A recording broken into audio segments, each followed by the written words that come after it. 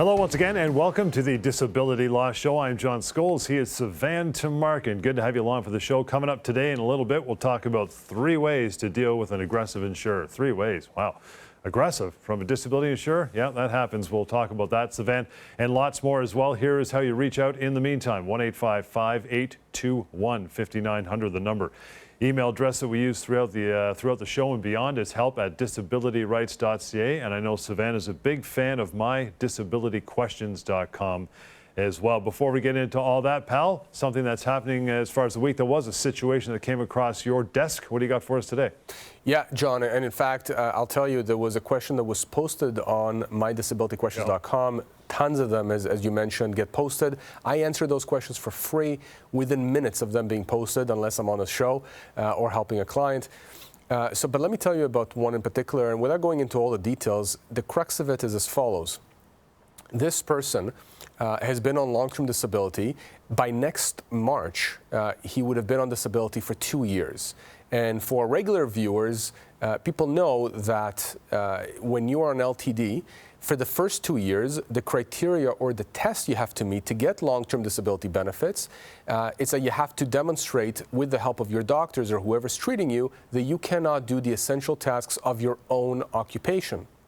Beyond the 2-year mark, in many LTD policies, the majority of LTD policies, the test changes. The test becomes, can you do the essential tasks of any occupation for which you're suited for by training, education, or experience?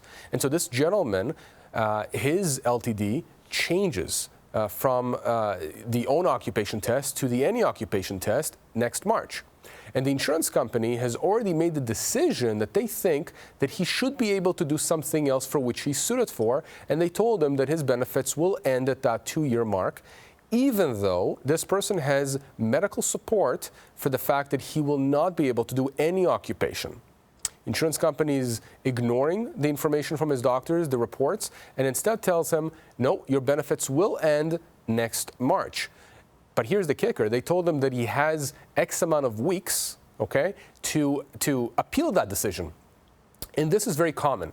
And the concern that this individual has is that, you know, what happens if the 30 days, the appeal window that the insurance company gave me expires? Will I, not have any options? Will I not be able to do anything? My benefits are simply going to end? And that is a concern that comes up quite often, John, when people are faced with these denials or the insurance company tells you your benefits will end on so-and-so date. You can appeal that, however.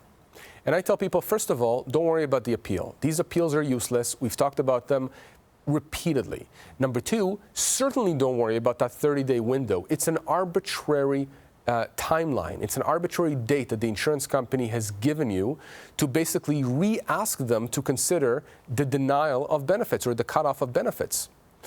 Trust me when I tell you that if you wanted to pursue the appeal, which I'm telling you not to do, but if you wanted to pursue it and you submitted your appeal 31 days after the letter came to you, they'll still look at the information. They'll deny you anyways, but they'll still look at it. And frankly, you can appeal 60 days later. It doesn't matter. The insurance company is not going to care. And the reality is, chances are, they're going to deny you again and again and again. Now, unlike in a car accident case, where a person may have a legal claim for compensation for the injuries and damages that were caused to him and her, in a long-term disability case, like with this gentleman that I'm mentioning, John, he's told that the insurance company will stop benefits in March.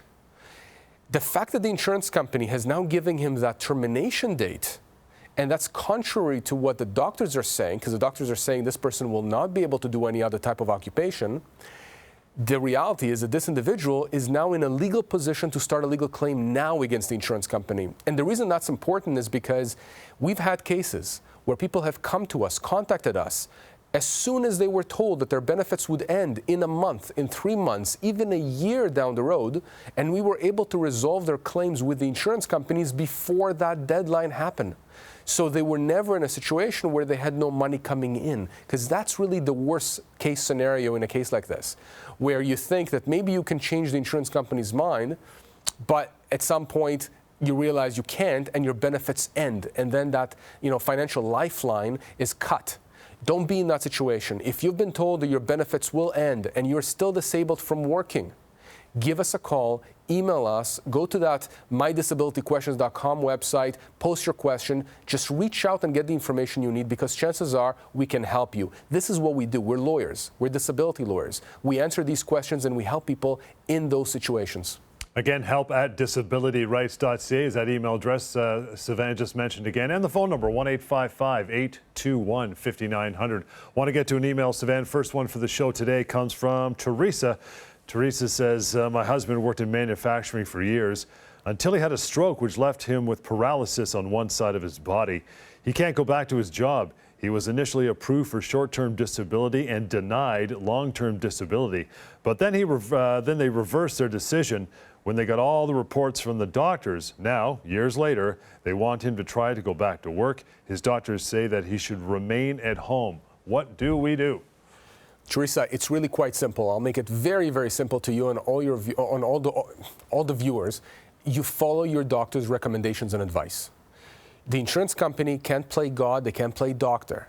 Their interest in telling your husband to try and go back to work is to try and get him off claim, because they just don't want to pay him. Even though they got premiums, even though they collected premiums and they got paid for providing this kind of coverage, insurance companies typically do not want to pay out. And if they do have to pay, they want to pay as little as possible. You know, you get that with house insurance claims, John, when there's a flood or a fire. You get that with car insurance claims, travel insurance claims. They just don't want to pay. That's their model. Collect premiums and pay as little as possible, if anything. And Teresa, I'll tell you right now, you make sure that your husband follows medical advice from his doctors.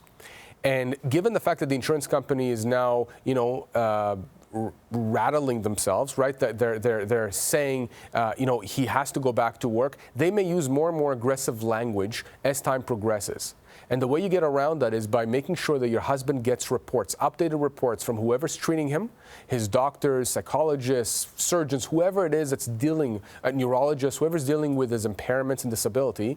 And you make sure that those reports explain exactly why he's not ready to go back to work.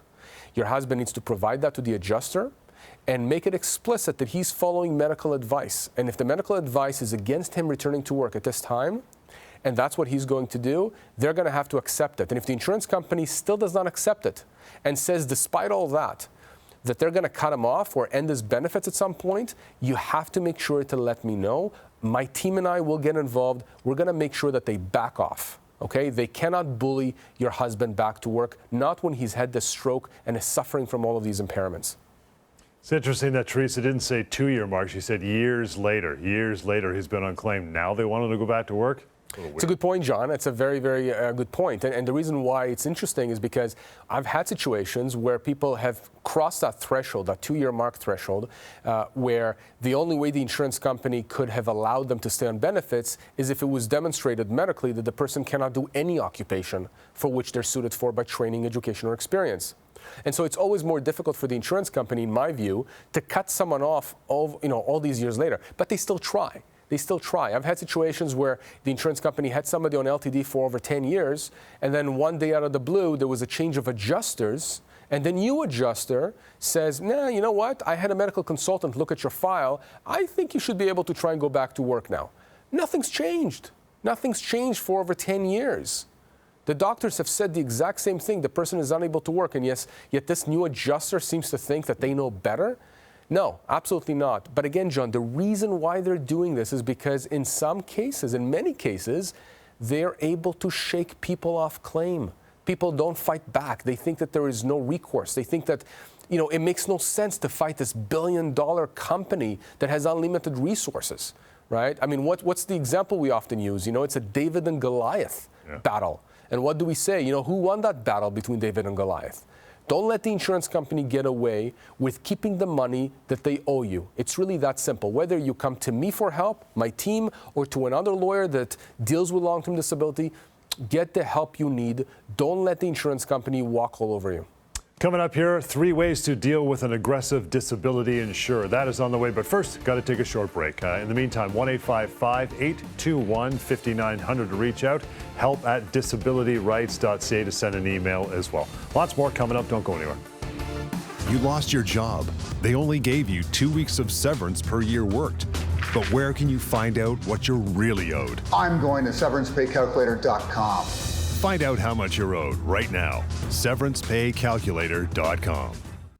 Can insurance companies deny long-term disability claims for mental illness?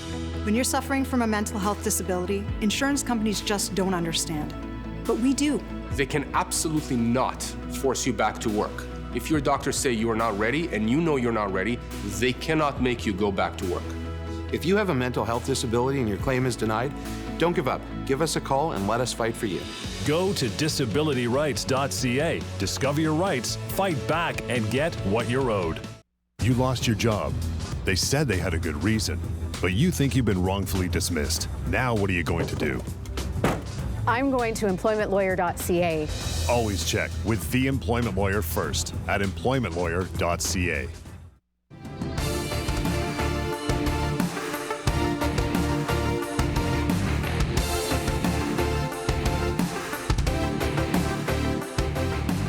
And welcome back. Disability Law Show. You want to reach out to Sivan or a member of his team. Really simple, mydisabilityquestions.com. You can type your questions there. You can email help@disabilityrights.ca, and the phone number always 1-855-821-5900 works just as well. 3 ways to deal with aggressive behavior from a disability insurer. Sivan, let's tackle this. Number 1, document all communications with the adjuster in writing via email. The same day of your communications. Email and documentation is key there. It is 100% key. And you know, I have people who call me up and they tell me, look, I'm having these issues and I've been going back and forth with my adjuster by phone and it's very aggravating. And I tell them, I really hope that you've been documenting everything. And if you haven't, start now. And what that means, really, it's nothing complicated. You can do it by email. Just make sure that when you finish a call, if you have that call with the adjuster, that you email the adjuster just a very objective narrative of what the call was about. I'm not talking about putting together tens of pages of emails and information.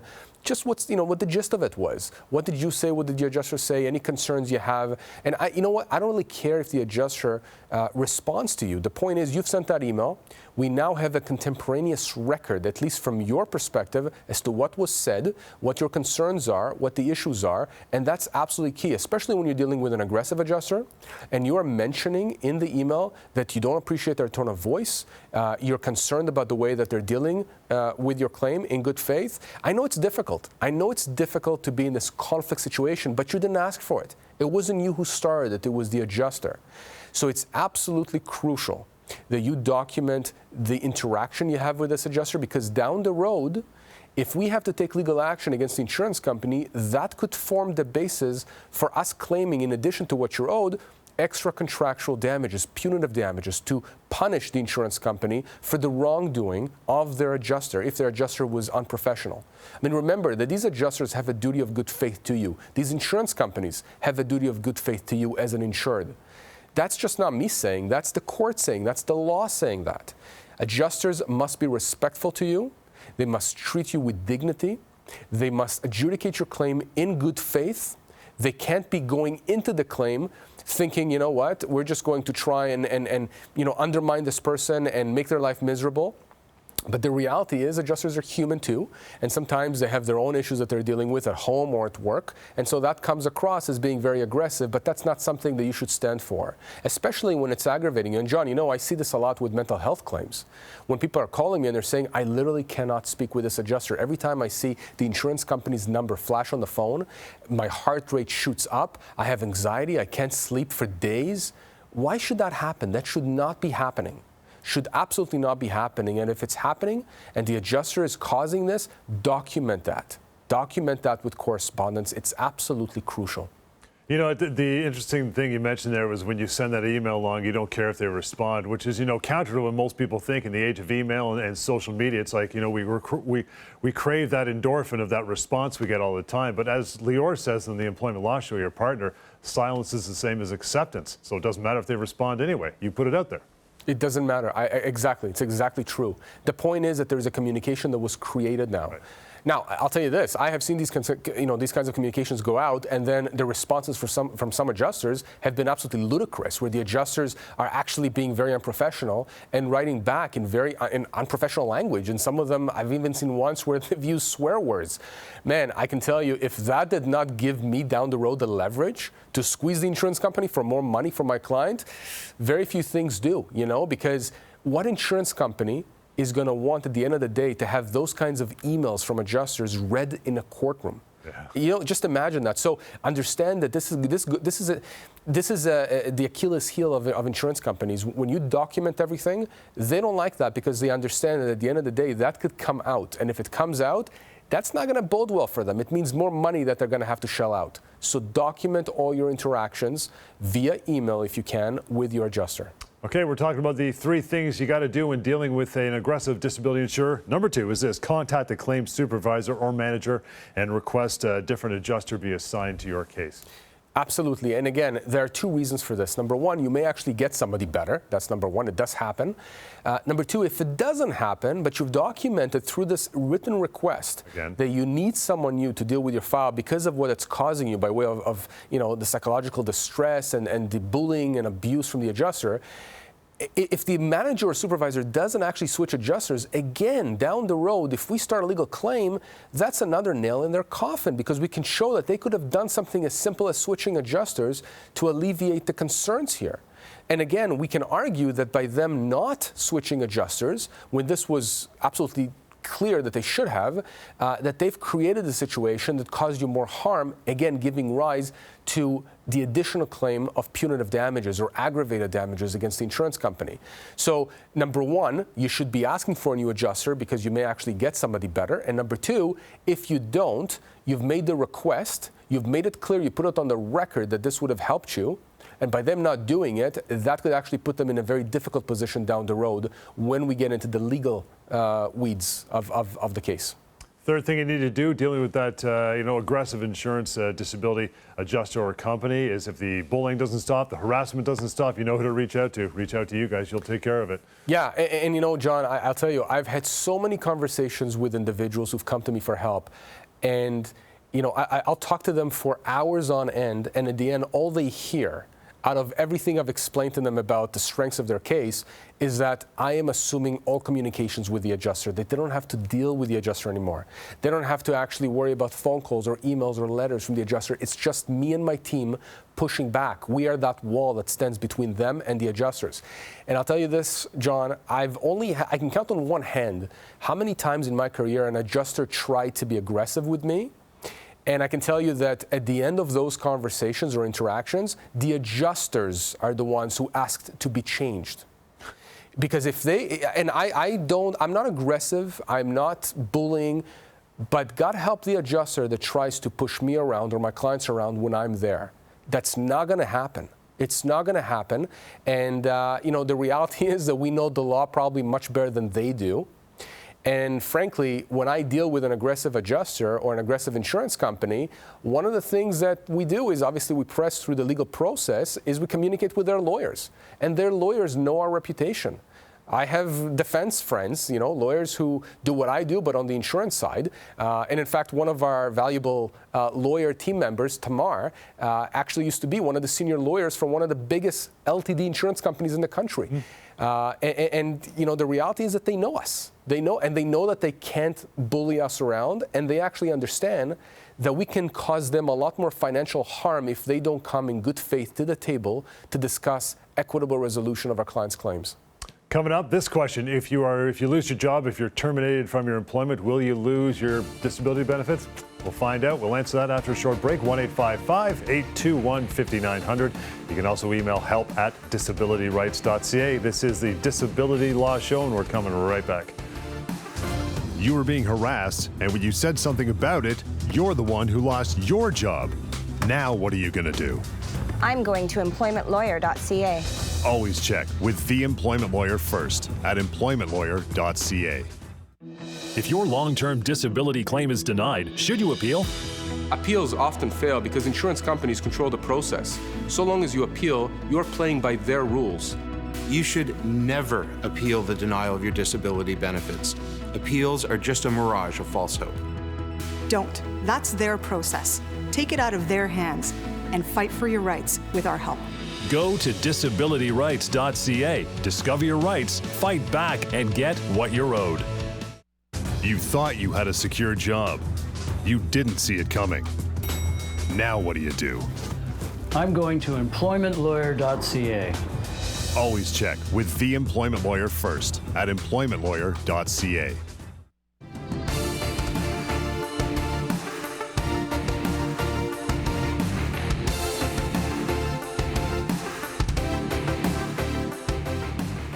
Hey, welcome back. Disability Law Show. John Scholes here. Sivan Tumarkin answering all the questions. If you want to reach out anytime, a good resource is mydisabilityquestions.com. Sivan, that's exactly where I'm going to go with it now.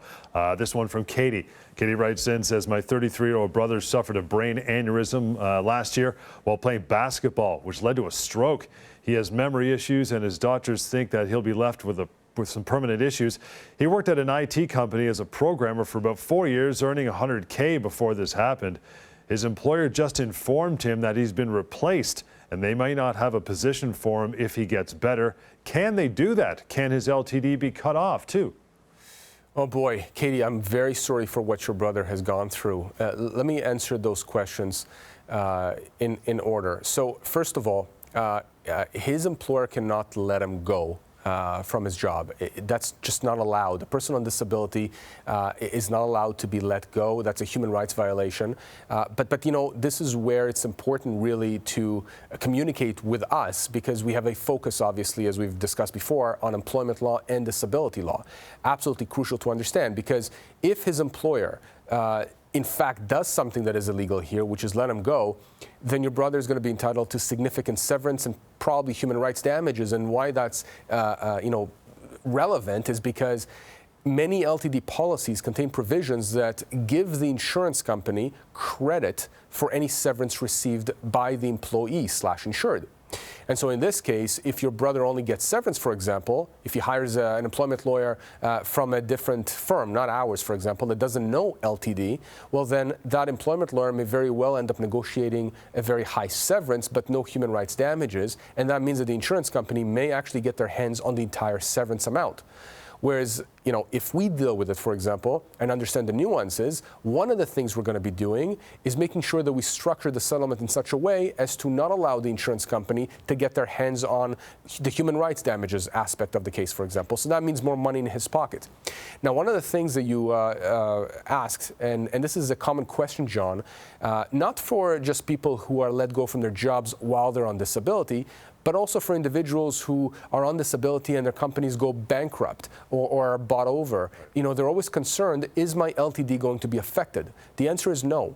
Once you are on LTD, or once you are eligible for LTD, even if you haven't yet gotten accepted, but you've made the application, it doesn't matter what happens with your employer.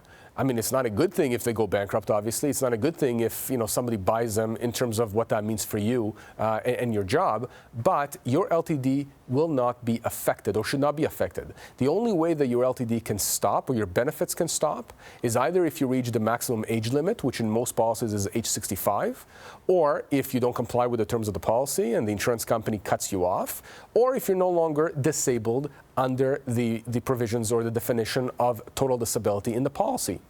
Absent that, the fact that you got fired or the fact that the company was bought over or went bankrupt should not affect your entitlement to LTD benefits. So don't worry about that. But again, John, I tell people, you know, there are so many variations to these kinds of scenarios. If you have any questions, you give me a call, you email me, or you go to mydisabilityquestions.com and you post your question the way Katie did here.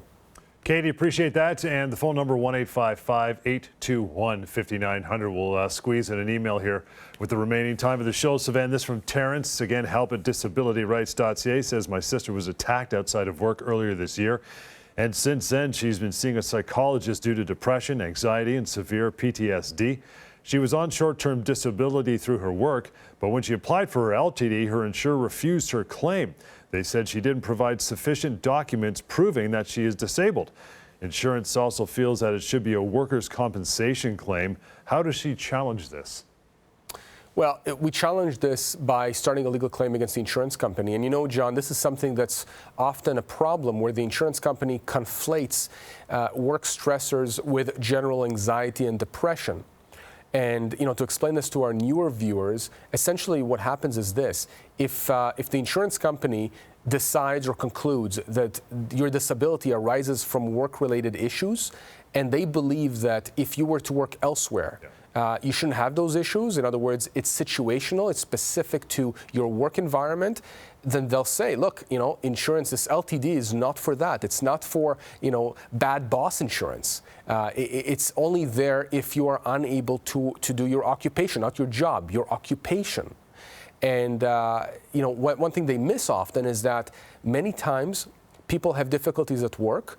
It's compounded by other stressors outside of work, and a person develops a generalized condition. And what that means is that it's generalized. It's not situational, specific to a workplace. In other words, you can take Terence's sister and put her somewhere else in a different work environment, but these issues that she's experiencing now are not specific to that work environment, the old one or the new one. It's just now something she's struggling with, and she can't do her occupation anywhere. And so when you're dealing with a case like this, the insurance company simply cannot ignore that kind of a claim. They cannot say that they're not going to pay. Unfortunately, they do that, but that's where we get involved. And we get involved and we resolve, again, these kinds of claims fairly quickly. It doesn't take a long time. We know exactly what to ask for. We know what medical information we need. We know how to deal with the insurance company. This is what we do day in and day out. We resolve these kinds of claims. These are not cases, John, that take years and years to resolve. So I want people to understand this. Long-term disability cases are not generally difficult to resolve if you know what you're doing. If you're not represented by a lawyer who knows what they're doing, yeah, you can be looking at years of conflict. That's not what we're here for. We're here to try and get this off your chest, off your shoulders. We're here to get the insurance company to pay you what they owe you in as little time as possible. You know, sometimes on this show, Savannah, comes up to the insurance company getting you back to work for what they call commensurate income. What does that whole concept mean? I only got 3 minutes left, but I know you can squeeze it in there. Yeah, commensurate income basically means that, you know, at the 2-year mark, when the definition of total disability changes between from own occupation to any occupation, meaning that the insurance company now, to qualify for LTD, you have to demonstrate that you cannot do any occupation for which you're suited for. Really, what we're looking to see is, can you get another type of job that will pay you about 2/3 of your pre-disability income? And if you can do that, not theoretically, but practically, if you can do that, well, then the insurance company may have grounds to argue that really you don't qualify for LTD beyond that 2-year mark. But if, for example, John, you're earning $100,000 and after 2 years you cannot do any other occupation that will pay you 60, 65, 70% of that. So $65,000 a year, for example. Let's say the only job you can get will pay you $30,000, $40,000. You have no obligation to take that job. Your benefits should continue. And if the insurance company argues that you can do some other occupation and you're looking at the list of occupations they've suggested to you and you know that that's all nonsense, this is when you contact us. In fact, you should contact us immediately beforehand, as soon as the insurance company even raises that issue of not commensurate, but of any occupation and whether or not you will qualify beyond the 2-year mark. Because generally, when they start talking to you about that 2-year mark, it's because they're looking potentially to cut you off. And you want to be armed with the right information to know what to do if that happens. So that's when I tell people, give me a call, email me, go to mydisabilityquestions.com. We will help you. We will give you this information for free, and you'll know exactly what your legal options are. So basically, if you're off and you're a heart surgeon, you're not going to be asked to become a barista, because that's not going to make the 65%. There's no nothing against baristas, but no, absolutely not. Exactly, John. Exactly. No, you have to be treated properly by the insurance company. They have to go by what the insurance policy says. They can't simply make it up on a fly, even though they try to do that. Most people think that the insurance company has, you know, unlimited ability to do whatever they want. That's not the case. Insurance companies must follow the policy exactly the same way you do, and we can force them to do so. Appreciate all the correspondence here today, the emails and the phone number as we move on, 1-855-821-5900, mydisabilityquestions.com. That is the place where you go to ask all of your questions to get them answered. And of course, the email address, help@disabilityrights.ca as well. We'll catch you guys again next time on the Disability Law Show. Appreciate you sticking around.